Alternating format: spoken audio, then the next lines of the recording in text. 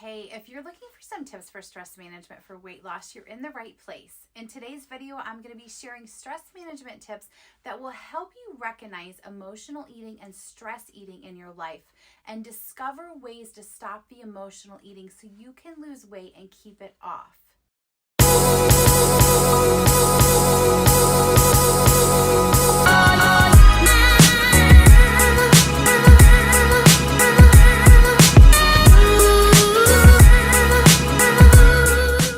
Hey, if we're just meeting, my name is Riggenbach, and I'm a health coach specializing in stress management and gut health. I work with stressed women who are ready to prioritize their health and their mindset so they can finally start losing those stubborn pounds and add joy back into their lives. So on this channel, I give you weekly tips on how to improve your health and develop a positive mindset so that you and your family can have a healthy foundation for success in life. So make sure you subscribe to this channel so you never miss a thing. So let's dive into some stress management tips for weight loss. And when we talk about what stress management has to do with weight loss, we have to dive into the topic of emotional eating. And you may be asking yourself, what is emotional eating? Emotional eating or stress eating is using food to make yourself better. It's like eating to satisfy emotional needs rather than to satisfy physical hunger. So you might reach for a pint of ice cream when you're feeling down, or order a pizza if you're bored or lonely, or swing by the drive-thru after a stressful day at work.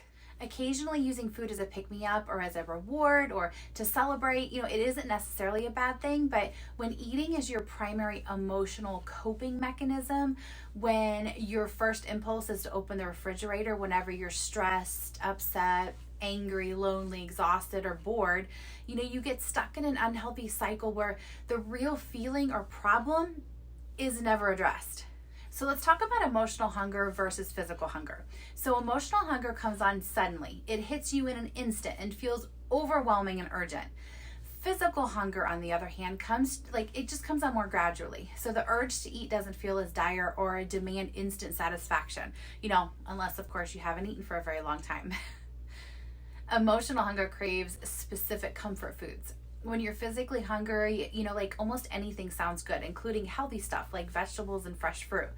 But emotional hunger craves junk food or sugary snacks that provide that instant rush. So you feel like you need cheesecake or pizza and nothing else is going to do.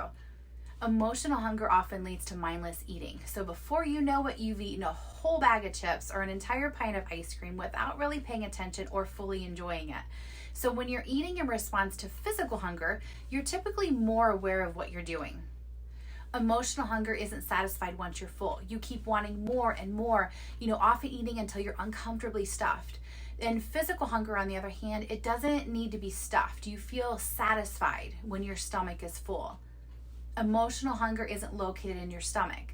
Rather than a growling belly or a pain in your stomach, you feel your hunger as a craving you just can't get out of your head.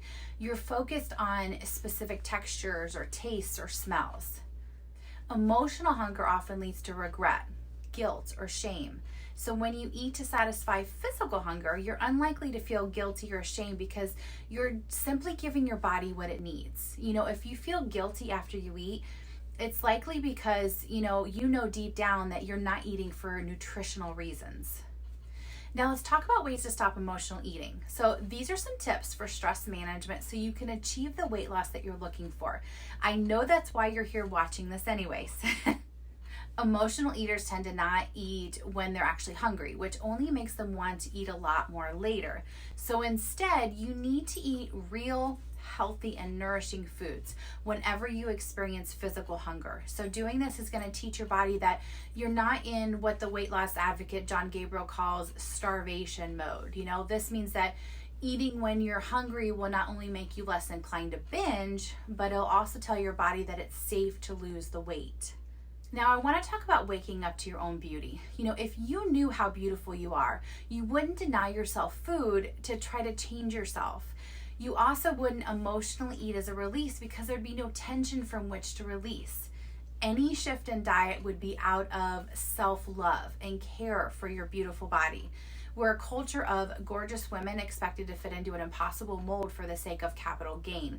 It's time to wake up to your beauty and feed your body with the love and tenderness it truly deserves. If you have any apprehensions on this, or are struggling to see your own self-worth, I walk my clients through a mirror work exercise. My clients have gotten some incredible breakthroughs on seeing their own self-worth, forgiving themselves, and breaking through barriers that have kept them stuck for years.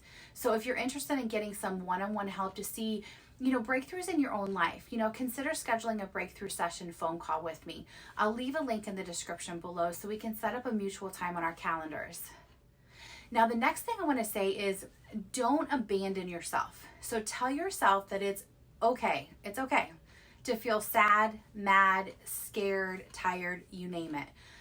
Welcome your negative emotions with kindness and curiosity. Ask them what they want from you. These, it includes like those intense feelings of guilt or anger that, tend to follow an emotional eating episode. So just approach your feelings with kindness, and your body will begin to understand that it no longer has to overeat to protect you, from these feelings. Plus, through listening to your emotions, you'll discover, what it is you truly want, and you can create new strategies for deeper satisfaction. One thing I've noticed a lot with my personal clients is that they don't know how to answer the question, what do you want? When was the last time you asked yourself, what do you want? What do I want? Are you living the life you truly deeply want? And if not, why not? What's in your life currently that isn't in alignment with the life that you've envisioned for yourself? And then ask yourself what needs to change. If you're having difficulty answering, these questions, or sorting through the mix of emotions that come up when you ask yourself this, I'd love to help you. Consider scheduling a breakthrough session with me. I'd love to help you sort through these feelings and dive deep to discover what you truly want and see what things are in your way or are stopping you from achieving your goals and desires. So click the link below this video to schedule a free 30-minute breakthrough call with me, and I guarantee by the end of our call, you'll know what you really want, what things are currently stopping you from achieving your goals, and what you can do to achieve them. And if by the end of the call we both feel like we would like to work together over the next 90 days, I guarantee you will finally start seeing breakthroughs happening in your life. This is what I enjoy doing. I enjoy working with women who are sick and tired of being stuck in the same emotional cycles and roller coaster ride. They want to see positive changes, lower their stress levels, get their energy back, and finally start seeing the numbers on the scale go lower. If you're ready to make a positive change in your life and you want to see a different future for yourself, click the link below. Let's talk. But I will say, if you are not 100% committed to making a change in your life, if you aren't sure that you need to change, don't schedule a call. I'm looking for individuals who are serious about wanting to see permanent, lasting changes in their lives and are ready to take the leap and put forth the effort to see those changes come into fruition. So these clients that work with me see amazing breakthroughs in their personal lives because they are 100% on board, with digging deep, forgiving any past failures, and moving forward. So if I'm talking to you, make the leap, schedule a call with me. I'm looking forward to meeting you and hopefully teaming up with you, so you can start living the life you were placed on this earth to live. A life of abundance, more energy and inspiration, and a life of peace and joy. Don't forget to hit the subscribe button below, and I wish you a happy, healthy day. So tune in next week for another episode of Healthy Living with Sandy. Keep smiling. Bye.